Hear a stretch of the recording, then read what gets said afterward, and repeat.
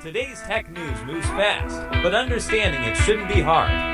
That's why Snarful Solutions Group brings you Connecting the Dots, where we break down what's happening in tech and why it matters to you. Now, let's dive in with your hosts. Good morning, I'm Alex. And I'm Morgan. Welcome to Connecting the Dots. It is Wednesday, December 10th, 2025. And we have some incredible stories today. It feels like everything is connecting. Global policy, tech hardware, even the power grid itself. It really is. We're going to be looking at how these huge, high-level decisions actually connect back to our economy and, our daily lives. Before we jump in, though, let's get a quick check on the weather and markets. Yeah. Here in Sacramento, we're looking at areas of dense fog today. Yep. And a high of only 46 degrees, so bundle up.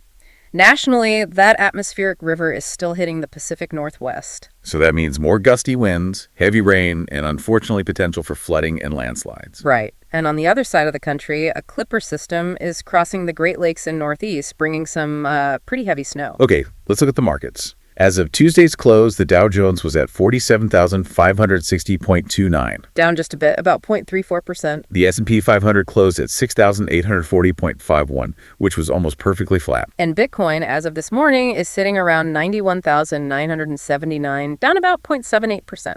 All right, before we get to our main stories, we want to thank our sponsor, Old Glory. With the holidays coming up, if you have a techie friend who also loves music or sports, Old Glory is the place to go. It's an iconic fan merch store. They have really great stuff, and we've got a great offer for you. Use our promo code SNARFUL at checkout. That's SNARFUL, and you'll get 15% off your entire purchase. Just head over to oldglory.com. Okay, let's get into it. Our internal Snarful Tech article report, what we call the Morning Star, is just packed today. We've got 3 major stories. And they all seem to feed into each other. We're talking about AI chips, a huge U.S. trade policy reversal, and an aerospace company pivoting to power the AI grid. That's the one. It sounds wild, but it makes a surprising amount of sense when you connect the dots. I can't wait to get to that one. But let's start with the chip maker at the center of everything, Nvidia. Right. So our first story is about Nvidia trying to solve this growing problem of chip smuggling. They're developing a new software update, and it's an optional one that can actually verify the country where its GPUs are operating. It's essentially location tracking for your graphics card. And the way it works is pretty clever. It uses the chip's confidential computing features. Okay, let's pause there. What exactly are confidential computing features? That's a great question. Think of it like a secure vault built directly into the chip. It's an isolated area where data can be processed without the main operating system or even a hacker being able to see it. So it's a feature designed for high security. Exactly.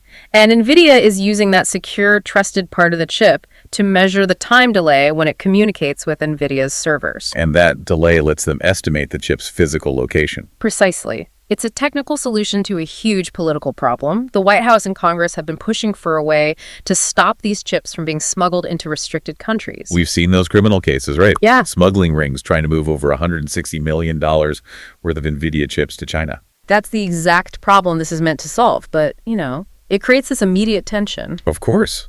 Because China's cybersecurity regulator is now questioning Nvidia, worried that this feature could be a U.S. backdoor. And that's the fear, isn't it? That it bypasses the chip security. Nvidia officially denies any backdoors. What's their official line? They're calling it a customer-installed software agent that just helps data center operators monitor fleet health, integrity, and inventory. But the perception is what matters. It's a real tightrope walk for them. They have to satisfy U.S. regulators without losing the trust of their biggest international markets. It's a huge precedent. A piece of hardware that can call home to verify its location, that really blurs the line between technology and policy enforcement. And that idea leads us perfectly into our second story, which is an absolute bombshell. A massive one. President Trump has approved Nvidia to sell its H200 AI chips to China. This is a complete reversal. For years, U.S. policy was all about restricting China's access to high-end AI chips. Exactly. And the H200 is not a small step up. We need to be clear about that. It's part of the older Hopper generation, so it's not their absolute best chip. Right. The new Blackwell and upcoming Rubin chips are more powerful. But compared to what China was previously allowed to buy, the H20 chip, the H200 has nearly 10 times the processing performance. It's a gigantic leap. So this is a major injection of computing power into China's AI development. What's the catch? The catch is financial. The approval comes with a very specific condition.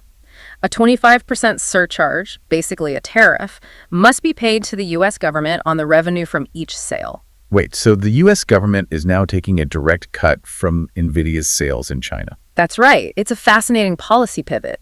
Instead of an outright ban, it's now a tax. The U.S. government is positioning itself to profit directly from the international demand for its strategic tech. It's an attempt to balance everything, letting Nvidia get back billions in lost business while still withholding the absolute top-tier chips and, creating a new revenue stream for the government. But the reaction domestically was immediate and very strong. I saw that. Democratic senators like Elizabeth Warren called it a colossal economic and national security failure. The argument being that this gives Chinese competitors like DeepSeek or Huawei a massive advantage in training their AI models. It really highlights that core debate.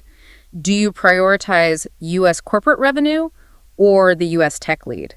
And this 25% tariff is an attempt to do both, which is why it's so controversial. But here's the other twist in the story. Even with U.S. approval, it's not clear if China will even let its companies buy the H200. Oh, right. Because Beijing had been pushing its domestic companies to use Chinese-made chips instead of the less powerful H20. Exactly. They might see this as another form of dependence. So Beijing is considering its own conditions, like requiring special applications for use, which could make the chips less attractive. So this whole major policy shift from the U.S. could just fizzle out if Beijing decides to quietly block it. It could. It just goes to show how every single move in the tech space is now a geopolitical chess move. Wow. Okay, from geopolitics to, well, literal power. Our third story about Boom Supersonic. This one is something else. It really is. So Boom, the company building the Mach 1.7 Overture airliner, just announced they are resequencing their strategy. Resequencing, what does that mean? It means they're now focusing first on developing an electricity-generating natural gas turbine called Superpower. A supersonic jet company is now making power plants. That sounds like a delay, a major detour from their goal. It sounds like it, but it's actually the opposite. It's an accelerant. They realized their engine technology solves a massive, immediate problem. Which is what? The AI energy crisis. Data centers are facing a genuine energy crunch. We're seeing reports of multi-million-dollar GPU racks sitting idle just because they can't get enough electricity. So data center operators are starting to build their own power plants right on site, behind the meter power. Exactly. And this is where Boom's technology comes in. The existing turbines that power these facilities are based on old subsonic jet engines. Those engines are optimized for cruising at high altitudes, where it's like minus 50 degrees Fahrenheit. They're built for the cold. Which is the exact opposite of a data center in a hot climate like Arizona or Texas. Precisely. In 110-degree heat, those legacy turbines lose 20 to 30% of their power output. It's called thermal derate. Plus, they need huge amounts of water for cooling. So what's Boom's advantage? Their engine core, the Symphony, was designed for the Overture. It's built to operate continuously at Mach 1.7 at 60,000 feet, where effective temperatures can reach 160 degrees. It's designed for extreme heat. So their superpower turbine doesn't lose power in hot weather. It maintains its full 42 megawatt output even at 110 degrees. And critically, it's entirely waterless. It's a perfect solution for the AI industry's biggest bottleneck right now. And this is already happening. It is. They've secured $300 million in new funding and have a launch order for 29 turbines from a customer named Crusoe. So the business strategy is to use the money from selling these power turbines to fund the final, most expensive part of developing and certifying their supersonic jet. The AI energy crisis is literally funding the return of supersonic flight. That is brilliant. And all the data they get from running these turbines 24/7 will help certify the jet engine for the Overture. It's an incredible pivot. They're solving a huge current problem to enable their future vision. That's connecting the dots on a whole other level.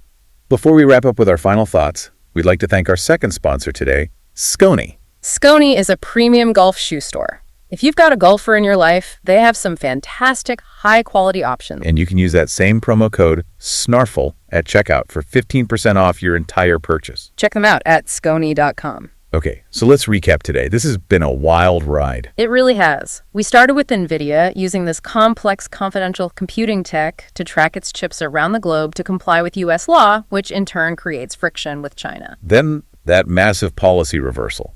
The U.S. allowing H200 AI chips to be sold to China, but with this unprecedented 25% tariff going straight to the U.S. government. And we wrapped with Boom Supersonic, a company aiming for the skies, but first pivoting to solve the energy crisis on the ground, using its supersonic engine tech to power the very AI data centers that are changing our world. The theme today is just so clear. Technology, geopolitics, and basic industrial capacity like energy are no longer separate fields. Not at all. The solutions and the constraints are coming from the most unexpected places. It's not just about who can build the fastest chip anymore, it's also about who can actually power it. And that really leaves us with a final thought for you to consider.